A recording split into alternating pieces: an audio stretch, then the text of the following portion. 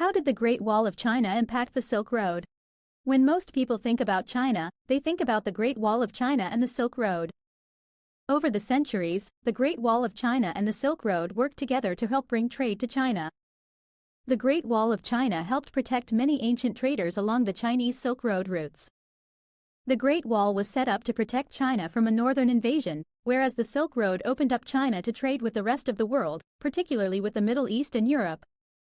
The Great Wall of China and the Silk Road. We cannot underestimate the importance of the Great Wall in the evolution of the Silk Road.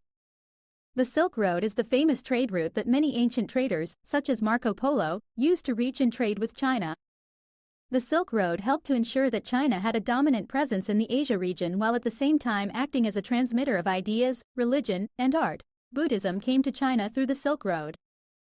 The Great Wall of China was set up to keep China safe and protect China and Chinese territory from unwanted invaders, particularly from the north. The Great Wall was set up as a barrier of protection for China. The Silk Road and Great Wall were essential aspects of China's history but had different functions and reasons for existence.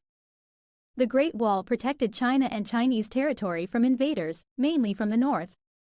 The Silk Road was how the ancient traders came to trade with China overland from the Middle East or Europe. Chinese traders used the Silk Road to leave China and travel to India and the rest of the world. Along the way, the Great Wall also helped act as a gate of entry into China and helped to give many of the Silk Road traders protection along their route. The Great Wall and the harsh travel along the Silk Road. In the ancient days, when the caravans traveled along the Silk Road, bandits wanted to steal from those caravans. Additionally, parts of the Silk Road were extraordinarily harsh and brutal to travel. As Marco Polo mentioned, some of the crossings on the Silk Road were so brutal and difficult that fellow travelers would get lost, never to be heard of again. On top of this, bandits also tried to rob the traders and take the goods and money they had. The Silk Road route was so brutal and difficult to travel. We do not know how many traders were lost, never to be heard of again. Portions of the Great Wall of China were constructed to try to help to protect the Silk Road routes and traders.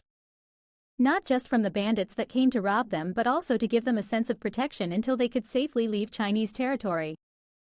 The Great Wall and protection of the Silk Road routes. Even in these early days, China understood that if they wanted to trade their goods with the world, they would need to offer some protection to the trade routes within Chinese territory. Here are some ways that the Great Wall helped to protect the Silk Road trade routes and increased China's worldwide influence.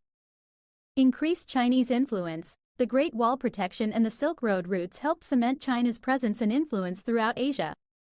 Defended the trade routes. The Great Wall helped protect the Silk Road trade routes. Brought in a successful trade of goods. The protection of the Great Wall along the Silk Road trade routes allowed the traders to bring in various goods and products. Silk was not the only thing traded but also ivory, gold, precious stones, ceramics, jade, animals, and even plants. Brought innovation between East and West. The Silk Road brought innovation and ideas between the East and West.